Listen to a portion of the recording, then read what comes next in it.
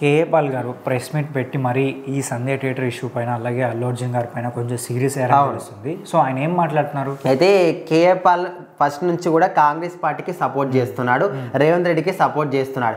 ఇప్పుడు అదే విషయంలో రేవంత్ రెడ్డి కూడా అల్లు అర్జున్ మీద చాలా ఫైర్ అయ్యాడు. ఎట్లా అంటే మేము మీకు ముందే చెప్పాము, పర్మిషన్ ఇవ్వలేదు, మీరు ఎందుకు వెళ్ళారు, వెళ్ళినప్పుడు కూడా అబద్ధాలు ఎందుకు చెప్తున్నారు, సో ఇట్లా రకరకాల ఆ విషయం తెలిసినా కూడా మళ్ళీ ర్యాలీ ఎందుకు చేశారు ఇలా అడుగుతున్నారు.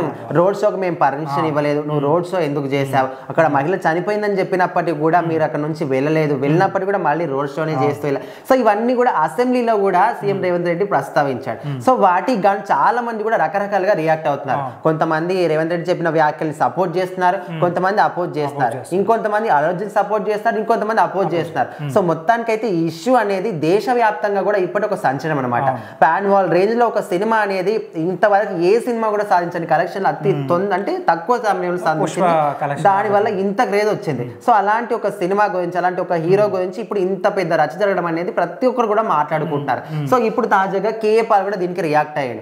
ఎట్లా అంటే ఇప్పుడు మీరు ఒక అబ్బాయి, ఇక్కడ రేవతి అనే మహిళ చనిపోయింది, అమ్మాయి చనిపోయింది, అక్కడ అంతా అయిపోయింది, కాకపోతే వాళ్ళ కొడుకు ఇప్పుడు విషమ పరిస్థితిలో ఉన్నాడు. సో అలాంటి అబ్బాయిని కూడా పట్టించుకోకుండా మీకు మీరే చూసుకుంటున్నారు అనే విధంగా ఆయన మాట్లాడితే, ఒకవేళ ఈ స్థానంలో మీ కొడుకుంటే మీరు ఊరుకుంటారా, ఈ విధంగానే వదిలేస్తారా? అలానే ఆయన ఏమంటున్నారంటే పుష్ప 2 మూవీ అంత పెద్ద హిట్ అయింది కదా, అన్ని కలెక్షన్స్ వచ్చాయి కదా, సో మీకు రావాల్సిన షేర్ మొత్తం వాళ్ళకి ఇచ్చేయండి, వాళ్ళ కుటుంబానికి ఇచ్చేయండి, అది వాళ్ళకి కొంచెం హెల్ప్ అవుతుంది అని చెప్పి ఆయన చాలా గట్టిగా చెప్తున్నారు. అంటే ఖచ్చితంగా ఇప్పుడు ఒక్కొక్కరి ఉద్దేశం ఒక్క తీరు ఉంటుంది, అందరూ ఒకలాగా ఆలోచించాలంటే ఆలోచించారు. ఇప్పుడు అక్కడ సీఎం రేవంత్ రెడ్డి ఒకలాగా మాట్లాడుతున్నాడు, ఇక్కడ ఈయన ఒకలాగా మాట్లాడతారు, విజయశాంత్ ఒకలాగా, ఇట్లా రకరకాలుగా ఎవరికి డిఫరెంట్ ప్రాస్పెక్టివ్స్ ఉంటాయి. సో ఒక్కొక్కరు ఒక్కొక్క విధంగా అర్థమవుతుంది, వాళ్ళు ఒక్కొక్క విధంగా మాట్లాడతారు. సో అదే తోల ఇప్పుడు ఈ కేఏ పాల్ మాట్లాడిన మాటలు కూడా ఈయనకో రకం అనమాట. సో నీకు వచ్చిన షేర్ 300 కోట్లు కానీ ఇంకెంత ఉండొచ్చు, అదంతా కూడా వాళ్ళకే ఇచ్చారంటే అంతా కూడా ఎవరు ఇవ్వరు. ఇప్పుడు అదే స్థానంలో ఈయన ఉంటే ఇస్తాడా?